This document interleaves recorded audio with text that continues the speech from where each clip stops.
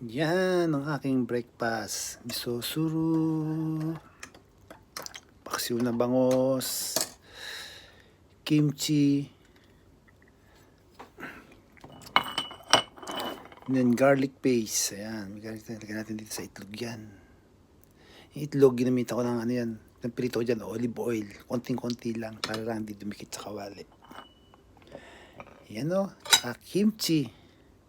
Then meron akong green tea. Wow, pwede na yan, di ba? Simpleng-simpleng agahan. Kain po tayo.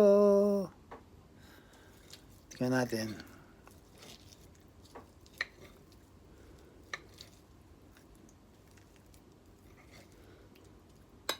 Sarap yan.